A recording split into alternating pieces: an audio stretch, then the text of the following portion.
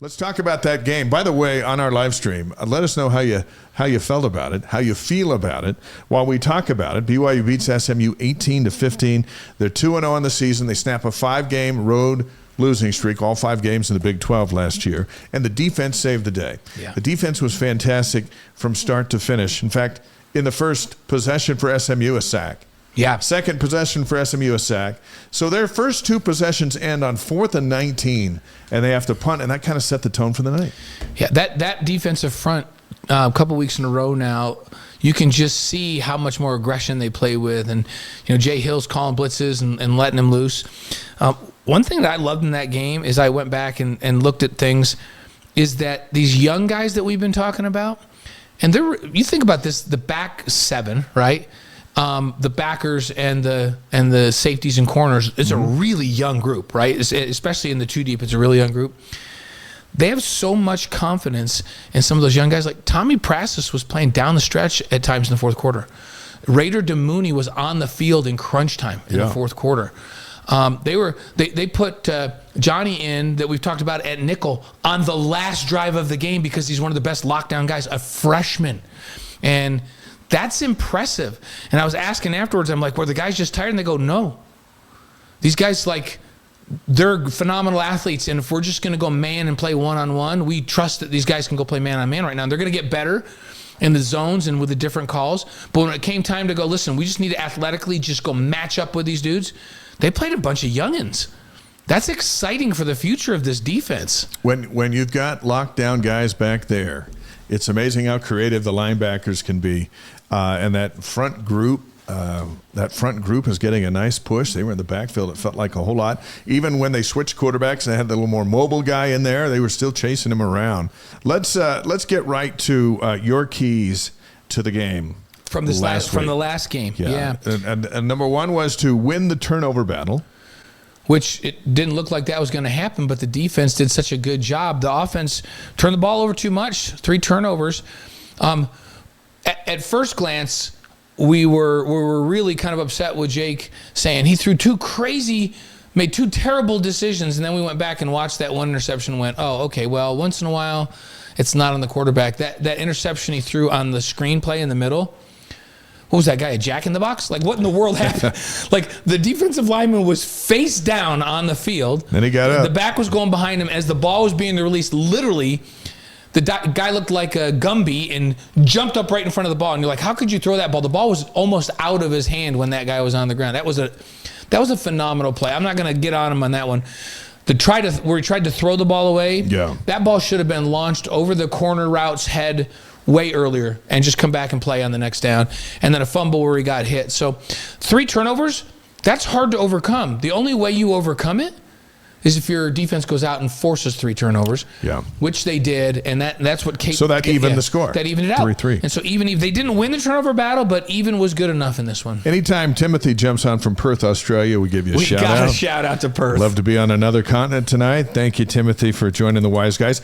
Your other key was establish the run game early. First drive, they looked great. LJ Martin. Yeah. It looked like they were going to establish it, and then he goes out, and then there was no run game to speak of the rest of the game, except for, I felt when BYU moved the ball is when they used Jake Retzlaff in the run game. When they kind of turned him loose and they ran some zone read stuff where he kept the football, and that backside was going down hard on the heel line and tackling the backs from behind. He runs a couple of plays, he gets yardage. Next thing you know, you hand it off to Nawahini, and they stay home because they're worried that Jake's going to keep it, and he runs almost untouched into the end zone. So those are some things that I think that you can learn from. Where, hey, if Jake's there and you've got Gary as the backup and he's capable, I think you can go ahead and run the quarterback. And if you're not going to have LJ Martin and you're not going to have Hinckley Ropati, and it sounded like that from Kalani's press conference today. And he never names names, so they're not out playing. They're not playing. He doesn't ever say that. He didn't even say it's a game time decision. So you've got, and hey, I like the way that Heaney looked, right? Yeah. But I think you have to have the quarterback as part of the run game. And so did they establish the run early? like you could say they did in the first drive, and then they went back to it late with the quarterback, but the whole middle, no, they did not do a good job. I'm not giving them a check on that one. No, don't give them a check. The third one, limit big plays, especially in the SMU running game. I thought that mission accomplished on that they one. did. They did a great job. That's hard to find fault in anything they did defensively. They gave up a few inside throws, which against a P4 team you do, right? That's the soft spot in the defense. I thought that Jay made the right calls at the right time. I thought they were really stout and they forced turnovers. And I thought that front, and they got more experience on the front. That's the most experienced part of this defense with Mengelson and Nelson and Batty and Banya. And that depth is young, but those veteran guys up front, they're causing havoc bringing 4. Yeah, Mangelson's been fantastic. Oh, he's been so good. He's a star. Blake Mengelson is. We said he would be better. I underestimated how much impact he was going to have in these first 2 games. He's really been a star on that D-line. And Tyler Batty delivered the hit of the game. We're going to focus on after further review tomorrow night. Do not miss after further review tomorrow. Do you remember, was it a punt return that he was on to a cover knocked team? the ball out last year. That was similar to this. Yeah, this one was. I don't know how this quarterback got back up and played. He did. He was tough. Yeah, he was tough. That's on AFR tomorrow. All right. So we're giving him a check. We're giving him 2 of 3. 2 of 3. 2 of 3. And a 2-0 start. Yep. So here's what we liked. And folks, think about what you liked, and you can share it with us on the stream or just among yourselves wherever you are. We liked the defensive pressure, those 2 sacks in the first 2 possessions. SMU came in averaging 53.9 points over their 9-game home winning streak, and they didn't score a touchdown. That's amazing. So the fans showed up going, we score 53 points all the time. In fact, we've done it for the last 2 seasons, and BYU shows up, and they don't even score a touchdown. Right. That speaks volumes to Jay Hill's second year running the defense and to the Cougars. And it also revealed that, hey, these aren't last year's Mustangs, even though the quarterback's back and a whole bunch of guys are back. But BYU's defense just broke them in half and forced 5 field goals. They displayed great team speed, because what SMU does is they just outspeed people. You know, I mean, they don't manhandle people. They spread you out and they gash you with speed. And BYU did a great job of just matching their speed, which says something. BYU's come a long way in that area. That's not an issue for them anymore against anybody. And then BYU is more physical. So if SMU can't outspeed BYU, you expect them to be more physical. If you got both of those things going and a great scheme, that's a recipe for being really good. And SMU is not used to being shut down. Not at home. They were held without a touchdown against a P4 opponent for the first time since 2016. That was Kalani's first year. That's 9 seasons. Yeah, that's big time. And they have a bunch of starters back on offense. This team was expected. They scored 59 the week before. Mind you, I know it's Houston Christian, but they scored 59. Yeah, that's what their fans were used to seeing. Yeah, and Vegas had them an 11-point favorite. Yeah, we can't. We could talk about the offense and the struggles that they had and how they need to get better, but we really need to celebrate how good the defense was and how they kind of manhandled this SMU team that's supposed to be great on offense. It was really impressive. Georgia in the house. Good to have you on the Wise Guys. Another thing we like, the newcomers making a difference. Mata'ava Ta'ase, Enoch Nawahine, Mark Collins, all came up with big plays. Braden Kimes tackle at the 3-yard line. Oh, my goodness. Now, Kime, as I wrote about in the Deseret News, called them the Improbables, with a kind of a spoof off the Incredibles. There were some improbable plays. For Kime at the tackle spot, his biggest play was making a tackle at the 3-yard line. He played defensive line for Alta High, and he's huge. But when the SMU guy picked it off on the screen, he's heading to the end zone. But he's got to meet Kime down there at the 3-4 yard line. Kime drops him. 2 plays later, SMU fumbles the ball. How big of a tackle was that? If he doesn't make the tackle and they score, like, it allowed the defense to make another big play and keep them out of the end zone. How many times? I don't even know what the percentage is. What do you think the percentage is when you get a pick and you return it all the way down to the opponent's 3 that you go scoreless? That almost never happens in college football. No, and it was just they were these improbable moments. The improbability of Nawahine, who wasn't even on the depth chart. Right. You go to 4, and then you don't even see his name yet. Ta'ase is a tight end. He's got 2 touchdowns in 2 games, but Keanu Hill's the tight end, or Ethan Erickson's the tight end. Ta'ase played a lot last year, but he was a blocking guy. Yeah. Who knew he had the skill to lay out and catch one and knock the wind out of himself? Ta'ase, where did he come from? This guy? But he's a big, strong, physical dude that they've used for blocking. Last year, he was an integral part of it, but not a playmaker. And Mark Collins? I shouldn't say that. There are guys inside making plays, making great blocks, which he did. But they're not on the highlight reel. But he's not out there on the highlight reel making diving catches. He bobbled catch, and he pulls it in. It's awesome. And that was a great article he wrote. I'm going to add to that. I talked about Tommy Prastis and Raider DeMooney. Remember, Raider DeMooney in spring ball, this defensive staff was going, this is a big-time Big 12 guy. This is a guy that if he can stay healthy, he's a first-team All-Big 12 player. Like, he's one of the most athletic guys on the defense. He's physical. He's got great instincts, but he just hasn't been healthy. And he missed a bunch of fall camp. He's just got cleared 2 weeks ago, and he was in that game down the stretch. He played a lot in that game and was really good. That's a bright spot. I mentioned Jonathan Cabella at nickel, played in crunch time. Last drive of the game, he's out there.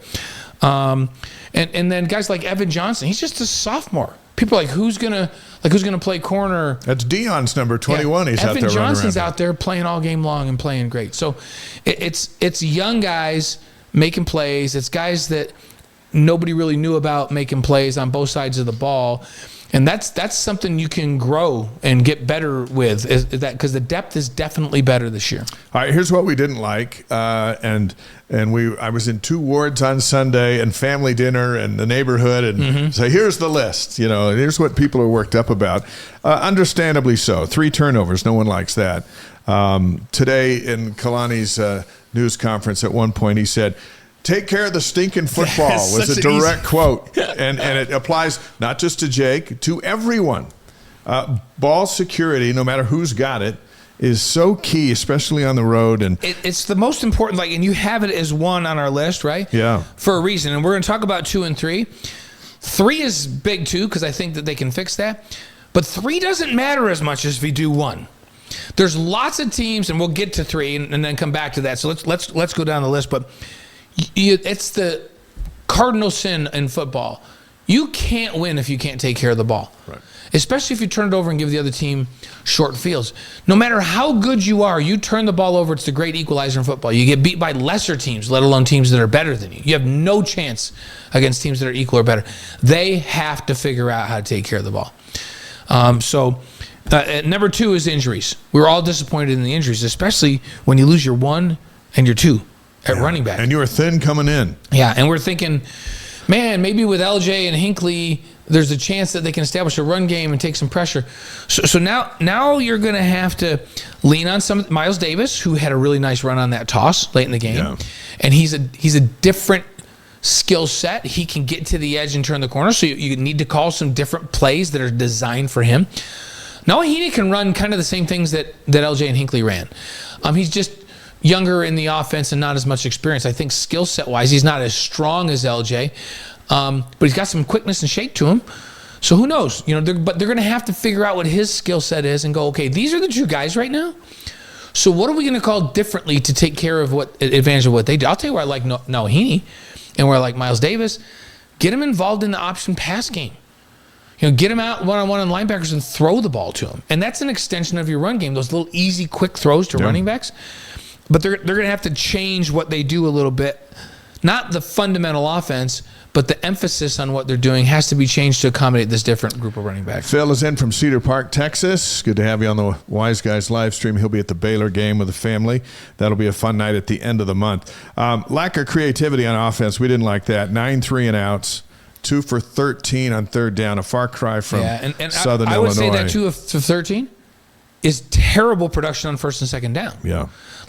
Their average distance is almost 8 yards on 3rd down. You don't convert 3rd and 8s. There was a play on 3rd and 8 where they ran the ball up the middle, and I just thought, why don't we just send the punt team in? Just punt on 3rd then. Why would you do that? And so they have got to get more creative. But my point on 3, if you don't turn the ball over on 1, Utah's had some really good teams in recent years where they just kind of ran the ball and kept it close to the vest and won a bunch of games because they were top 10 in the nation in turnover margin. So you don't turn it over and you force turnovers, you take care of a lot of stuff. You don't have to be great on offense.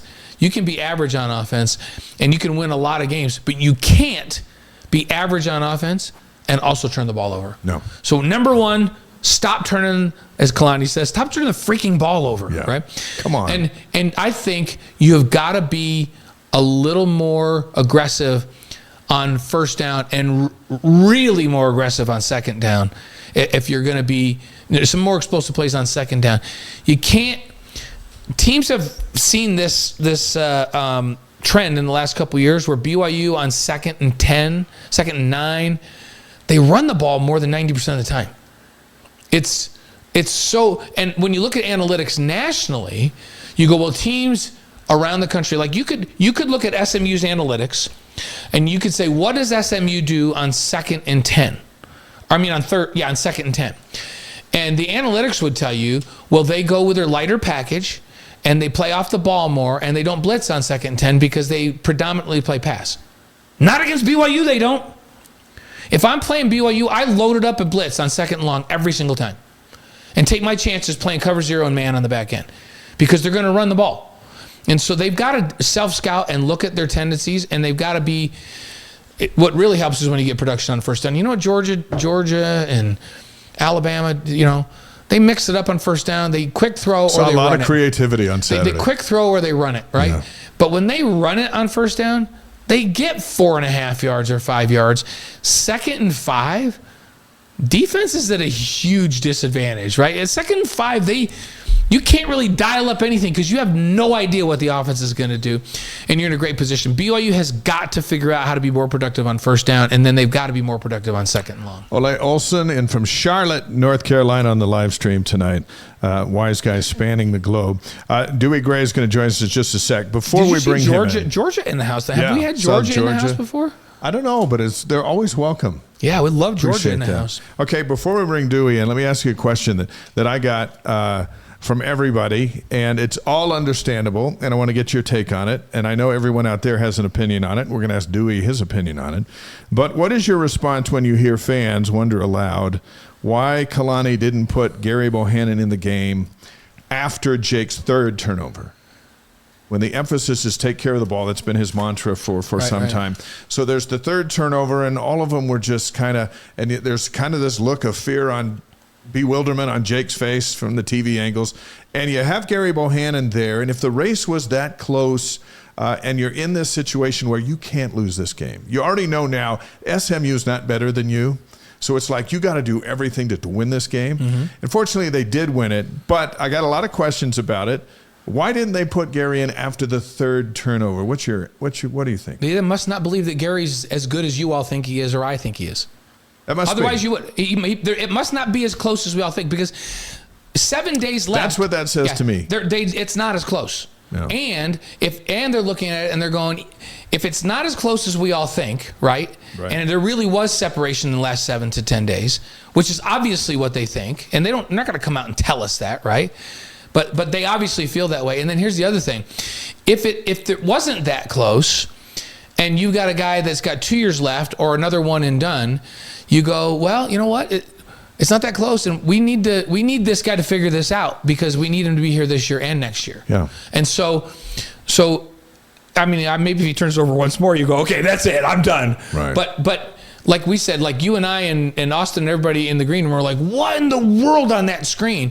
I don't know if looking up from up top, A-Red went, oh my gosh, that was a crazy play. That's not on him. Anybody would have thrown it. Yeah. And so I don't. It's obviously not as close as we all think it is.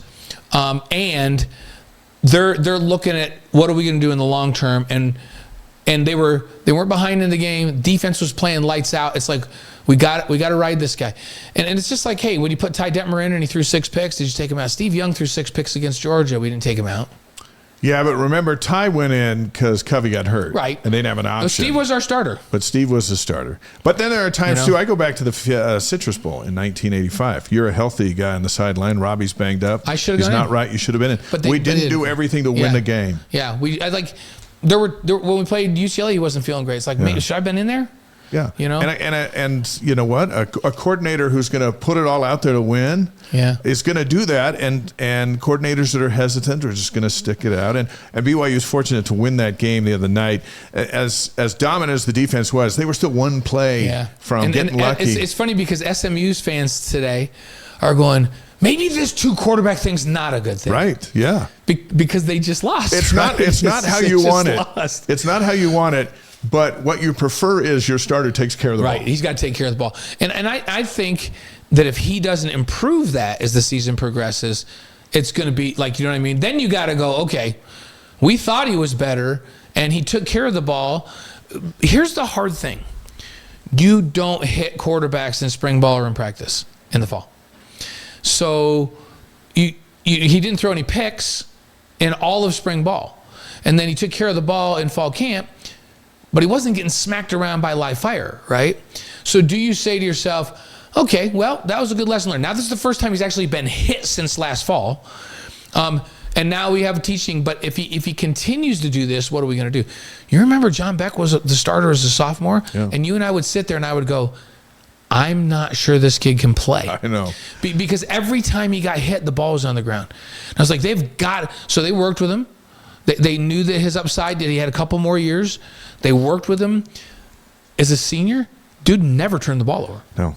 He was one of the best. Like, we forget about how good he was as a senior. He's right up there with anybody we've ever had here as a senior. I think fans saw a flashback of last year. And that made everybody really fast. What's that called when you flash back and then it's like post-traumatic stress syndrome. It all came back. It all came back. Hey, Kansas State's coming up. Yeah. What are we going to do? I feel like the Wyoming game Saturday is critical for him. If against Wyoming, if he goes out and makes really bad decisions and turns the ball over, you got to really start to go, okay, what are we doing here? But I honestly, we all are thinking it's closer than, and then maybe it wasn't, and it maybe wasn't as close in the last 7 to 10 days of practice. And they are looking at, can this be our guy for the next 2 years?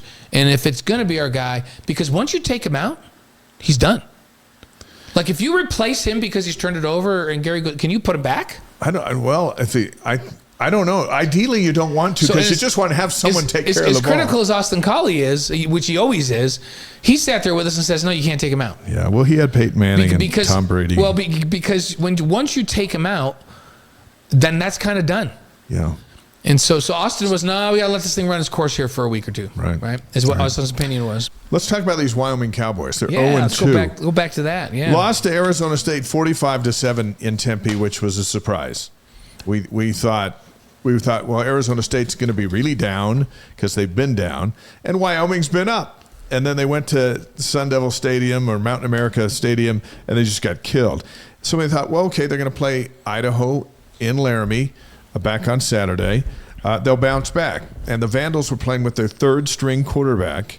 And hey, I get it. Idaho's a good FCS team. And they beat Wyoming straight up 17-13. Yeah. It wasn't a fluke. It wasn't a Hail Mary. Wyoming couldn't beat them. Wyoming struggled. They've been struggling for 2 weeks offensively to establish the pass game, to run the football, and then their defense just gets worn down.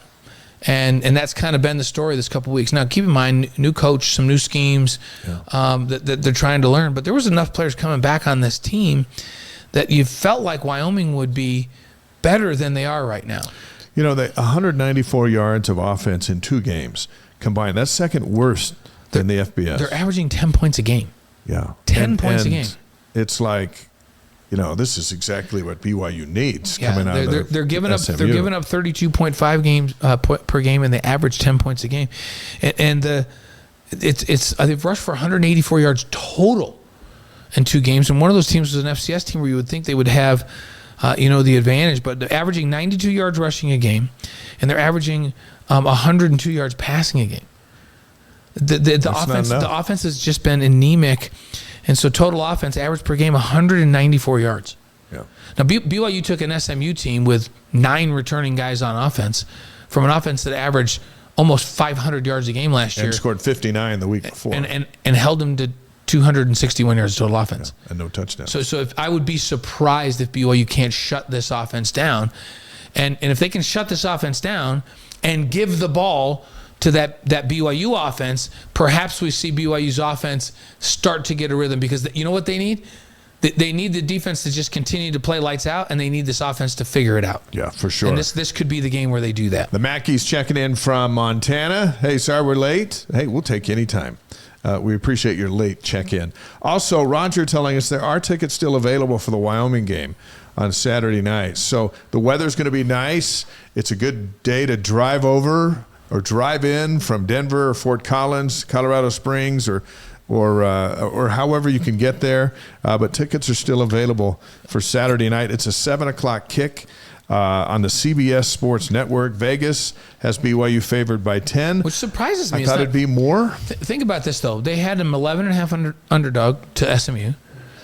I was surprised what the line was. They were only like a 10-point favorite.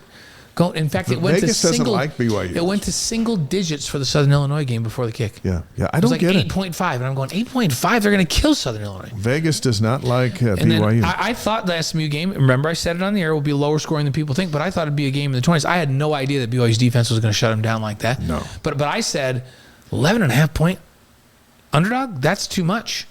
And now I'm saying 10's not enough. When you consider BYU is 22-3 in their last 25 night games, including 7-1 on the road, and they're taking an offense that should be bugged in there, and a defense that's got their identity of, hey, we're going to go in there and going to shut them down. Well, and I was that 7-1 on the road for BYU. I called the one, and I have to tell you, the place went nuts. They tore the goalpost down. They broke it into pieces. They passed it up the stadium and threw it out, and now that part of the goalpost sits in a bar. Hanging over the bar is one of the greatest wins in Wyoming history. The good news is I don't know if I was bad karma or not, but I'm not going to be there this week, so that's all good. The forecast for Laramie, a high of 79, low of 44. So it's a 7:00 start, gets dark around 8. So it'll be the coolest second half that BYU's had this year. The Cougars are going to come out in the white shirts, white pants, royal helmet, and royal trim. That's one of my favorite away combos. Yeah, I love that one. I like the one they had the other night with the navy trim. It looked good. I'm a royal. I'm kind of like Kalani, a traditionalist. I love the royal trim on the white. I like white on white, like the white pants and the white shirts, but I like the royal trim the best. History-wise, it's the 80th meeting between these two. BYU leads at 46-30 with 3 ties. The Cougars have won 9 straight in the series. They last met a couple years ago here in Provo, 38-24. Miles Davis had 130 yards rushing. Miles Davis is going to run on Saturday. That's why Derwin predicted he was going to have 200 yards rushing. Keanu Hill had a big night receiving. He's still trying to figure out the tight end spot. 2009 is the last time they were over in Laramie and beat them 52-0. Yeah, that was the memory. And that one win for Wyoming, I was talking about. That was 13-10 in Laramie in 2003. That's the one I was mentioning. But hey, this is a regional rivalry. This is a long-standing rivalry.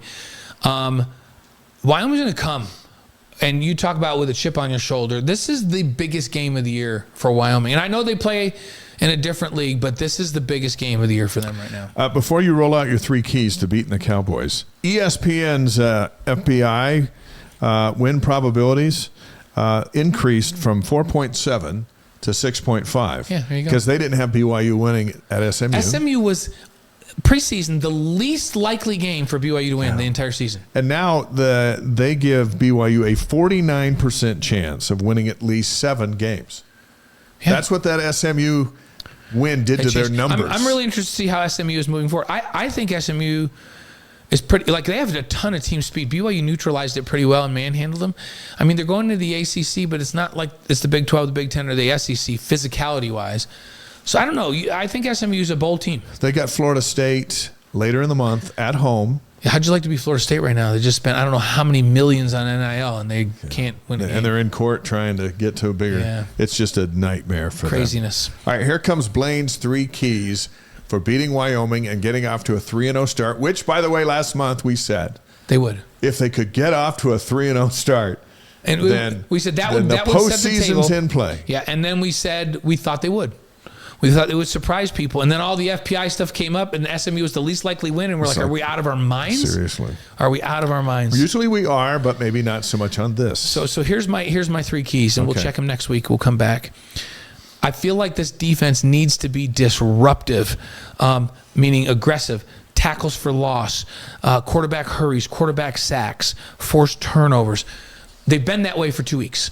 I think that's the most important thing that BYU can do in this game, because this is a Wyoming offense that's lacking confidence right now. So does that mean turnovers, or does it mean what? It's tackles for loss, sacks, forced turnovers, And when you're disruptive, the offense never gets a flow. They struggle to move the ball. They struggle to score. Okay, so the result is defense. they really score. They struggle to score. Because I had to clarify because we have to revisit these. Yeah. Okay. So what we're going to do is we're going to look at tackles for loss. I'd like to see 8 or more. Sacks, I'd like to see 3 or more. And turnovers, I'd like to see him force at least 2. So that's being disruptive. All right. So number 2, equally as important, figure out how to take care of the ball. Take care of the ball. So I want to see a game against Wyoming where they don't turn the ball over. So we're going to give them a high measuring stick. No turnovers. If BYU doesn't turn the ball over, there's no way Wyoming beats them. No, impossible. But if they do come out and kick it around, it's on. Yeah, when you turn the ball over on your own, like think about it. BYU turned the ball over. Where was that? The one interception return down to the 3? Yeah. They had the ball on the 3-yard line.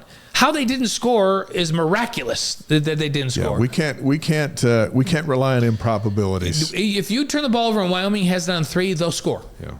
Right? That's amazing that SMU didn't. So that's my figure out how to take care of the ball. My goal for this team is a flawless game where turnovers are concerned to go some confidence in that Kansas State game. Okay. Number 3. My number 3 is I just touched on a minute ago. Get the stars on your offense the football in space. Feed the talent is the way we'll describe it. Okay.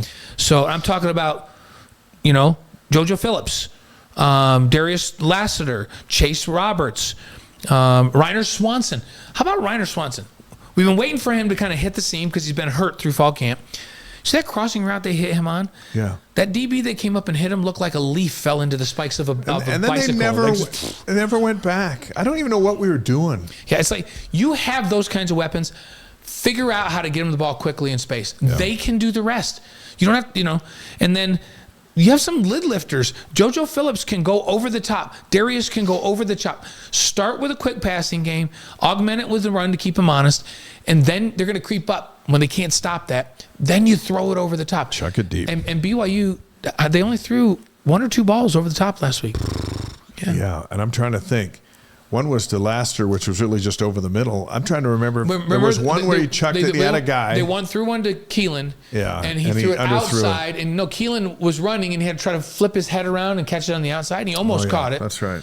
If that ball's thrown earlier and inside, it's a touchdown. Right. So, Okay, so feed the talent. Feed the talent. You got to get it to those guys in space and let them do the work. Here's the broadcast information. After further review is tomorrow night at 5 o'clock Mountain Time on the BYU TV app and ESPN Plus. We like to call it the best hour of BYU football on television. We're going to break down the SMU game. We're going to have some fun with Tyler Batty's big hit. We'll also preview Wyoming. That's free on the BYU TV app. And then it's also available on ESPN Plus tomorrow at 5. And, of course, Saturday's game day. Don't forget to join us on game day. That's Saturday. We'll be on the air at 5 p.m. Mountain Time, 7 Eastern. That's on BYU TV. It's on the BYU TV app, and it's on ESPN Plus. So you can get it live on BYU TV, wherever that is. And BYU TV is pretty much everywhere. Right? Yeah. And if you want to watch it on your phone, get it on the ESPN Plus or on BYU TV app. 2 hours of coverage. We'll have Spencer live in War Memorial Stadium, so we'll take you inside the stadium there in Laramie, and from our BYU TV studios in Provo, where you and I and Austin and Belo and Nixon are all going to be manning the desk. That all leads up to the kickoff between the Cowboys and the Cougars at 7 p.m. Mountain. That's on CBS Sports. And the post-game show's back on BYU TV as soon as the game's over. So join us. It's going to be a fun weekend. How about some surprise?